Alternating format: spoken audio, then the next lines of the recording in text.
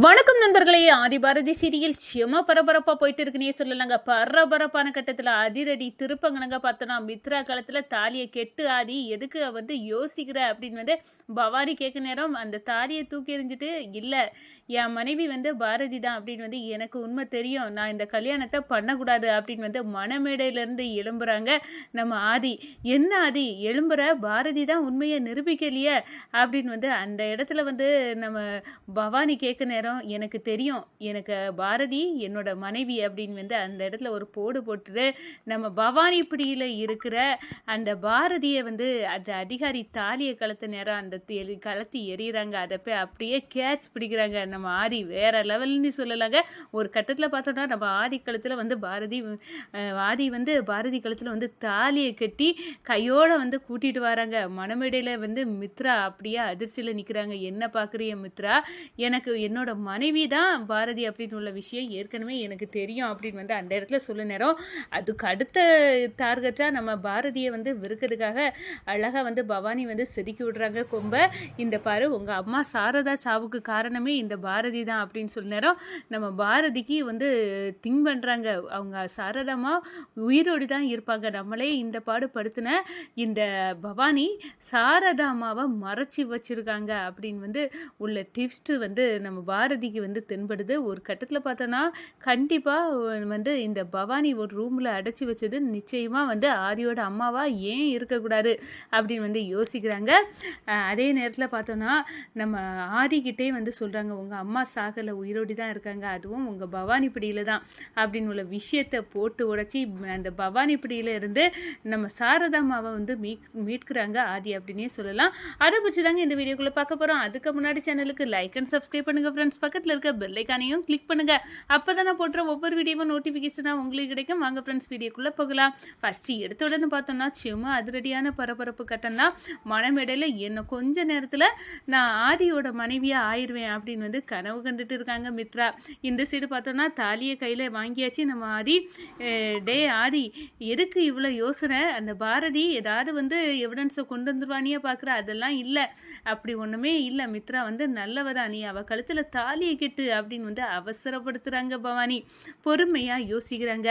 இல்லை, என் மனைவி பாரதி தான் எனக்கு உண்மை தெரியும், அப்படி இருக்க நேரம் இந்த மித்ரா கழுத்தில் நான் தாலி கட்டி பாரதிக்கு கஷ்டத்தை கொடுக்கக்கூடாது அப்படின்னு அந்த இடத்துல மணமேடையிலேருந்து கல்யாணமே வேண்டான்னு தூக்கி எரிஞ்சுக்கிட்டு நம்ம ஆதி எழும்புறாங்க. மண்டபமே அதிர்ச்சியில் நிற்கிது. அப்போன்னா நம்ம பவானி, ஏன் எழும்புற ஆதி அப்படின்னு சொல்ல நேரம், எனக்கு தெரியும் பாரதி தான் என் மனைவி, நீ அப்படி இருக்க நேரம் நான் இவருக்கு கழுத்தில் எதுக்காக தாலி கட்ட போகிறேன் அப்படின்னு சொல்கிறாங்க.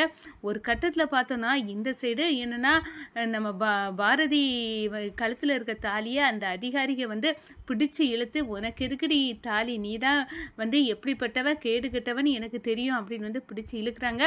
தாலி அத்து அப்படியே எறிகிறாங்க. நம்ம ஆதி கேட்ச் பண்ணிடுறாங்க.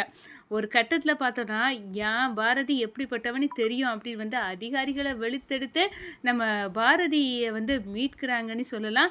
இந்த சைடு பார்த்தோன்னா, இங்கே வா அப்படின்னு நம்ம பாரதிக்கு கையை பிடிச்சி கூட்டிகிட்டு பாரதி கழுத்தில் தாலியை கெட்டுறாங்க. அப்படியே மணமேடைக்கு மித்ரா பார்க்குறாங்க. நம்ம பாரதியை கையோடு கூட்டிகிட்டு வராங்க ஆதி.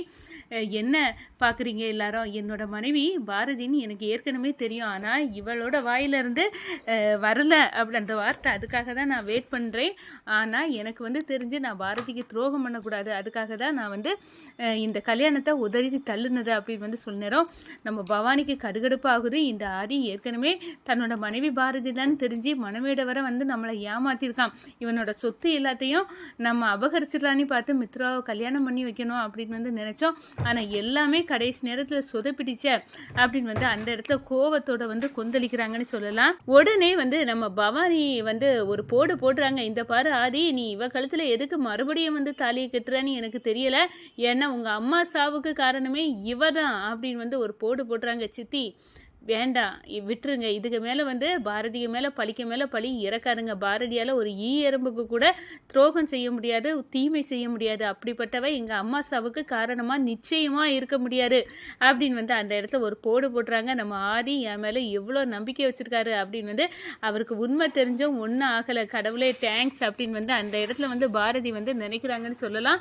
அதே நேரத்தில் நம்ம பாரதிக்கு வந்து சந்தேகம் வருது. இந்த பவானி ஒருத்தங்கள அவங்க வீட்டில் ஒரு ரூமில் அடைச்சி வச்சிருந்தால, ஏன் அது சாரதா அம்மாவா இருக்கக்கூடாது, என்னோட மாமியாரா இருக்கக்கூடாது அப்படின்னு வந்து அந்த இடத்துல தோணுது.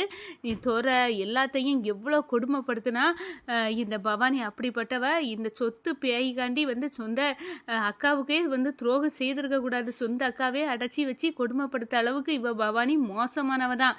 இதில் சந்தேகப்பட வேண்டியது இருக்குது. கண்டிப்பாக வந்து சாரதாமாவை உயிரோடு தான் இருக்காங்க. இவ ஒரு ரூமுக்குள்ளே அடைச்சி இவ டார்ச்சர் பண்ணுறா அப்படின்னு உள்ள விஷயம் அப்படியே நம்ம பவானி வந்து அவ இந்த வேலையை பண்ணக்கூடியவ தான் அப்படின்னு ஒரு எண்ணம் நம்ம பாரதி மனசில் வருது.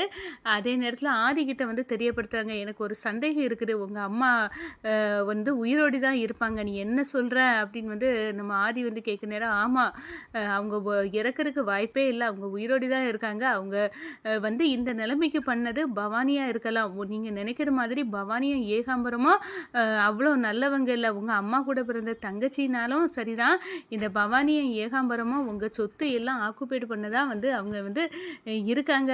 நான் வந்து யோசித்தது கரெக்டாக தான் இருக்கும். அவங்க வீட்டில் ஒரு ரூமில் இருட்டறைக்குள்ளே ஒருத்தங்களை அடைச்சி வச்சுருக்காங்க. நிச்சயமாக அது உங்கள் அம்மாவாக தான் இருக்க வாய்ப்பு இருக்குது. நம்ம எப்படியாவது வந்து உங்கள் அம்மாவை வந்து பவானி பிடியிலேருந்து மீட்கணும் அப்படின்னு வந்து அந்த இடத்துல சொல்ல நேரம் அப்படியே வந்து பேரஞ்சி நிற்கிறாங்க நம்ம ஆதி. என்ன எங்கள் அம்மா உயிரோடி தான் இருக்காங்களா, அதுவும் அவங்க சொந்த தங்கச்சி இப்படி வந்து இருட்டறைக்குள்ளே அடைச்சி இத்தனை வருஷம் என்னையும் எங்கள் அம்மாவையும் பிரித்து கொடுமைப்படுத்திருக்காங்களா, இவ்வளோ மோசமானவங்களா பவானி. நான் சும்மா தான் வந்து மித்ராவை கல்யாணம் பண்ண வைக்கிறாங்க, ஏதோ ஒரு சின்ன பிரச்சனை நீ பார்த்தா இவ்வளோ தூரம் மோசமானவளா எங்கள் சித்தி பவானி அப்படின்னு வந்து சொல்கிறாங்க. ஆமாம், உங்கள் சித்தி பவானி துறையும் அடைச்சி வந்து டார்ச்சர் பண்ணவங்க எல்லாம் அவங்க தான் அப்படின்னு வந்து அந்த இடத்துல சொல்கிறாங்க.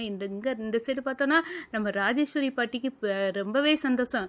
என் பேத்தி மித்ரா ஒரு கேடு கட்டவ, அவள் நல்ல வேலை ஆதியும் பாரதியும் வந்து பிரிக்கிறதுக்கு முன்னாடியே வந்து ஆதிக்கு வந்து உண்மை தெரிஞ்சு பாரதி கழுத்தில் தாலி கட்டி கூட்டிகிட்டு போயிட்டான். என் பேத்திய மாதிரி கேடு கட்டவ நான் யாரையும் பார்த்ததில்ல, சொந்த பாட்டியே வந்து சாகட்டும் அப்படின்னு வந்து அவன் நினைச்சதை அடையிறதுக்கு என்னையே கொல்ல துணிஞ்சவ அப்படின்னு வந்து அந்த இடத்துல வந்து யோசிக்கிறாங்க அப்படின்னே சொல்லலாம். அதே நேரத்தில் நம்ம பார்த்தோன்னா இந்த சைடு பவானியோட பையன் ஆனது எப்படியோ நான் மித்ரா கழுவத்தில் தாலி கட்டணும், மித்ராவை வந்து அவள் ஒன் சைடாக இத்தனை வருஷம் வந்து லவ் பண்ணியிருக்கேன், அவள் பின்னாடியே சுற்றிருக்கேன், ஆனால் அவள் என்னை ஒரு பொருட்டாகவே மதிக்கலை, ஆனால் நான் விட போகிறதில்ல. நல்ல வேளை அண்ணியும் அண்ணனும் வந்து சேர்ந்துட்டாங்க, ஆனால் மித்ராவுக்கு வந்து சும்மா தானே இருக்கா, அவள் கழுத்தில் கண்டிப்பாக நான் தாலியை கட்டி எங்கள் அம்மாவுக்கு ஒரு நெத்தி அடி கொடுக்க என் வீட்டுக்கே அவளை மருமகளாக நான் கொண்டு வருவேன் அப்படின்னு வந்து அந்த இடத்துல ஆனந்த் வந்து நினைக்கிறாங்க அப்படின்னே சொல்லலாம். இந்த சைடு பார்த்தோன்னா தன்னோட அம்மாவை தேடி வந்து நம்ம ஆதியும் பாரதியும் வந்து புறப்பட்டுட்டாங்கன்னு சொல்லலாம். வணக்கம்.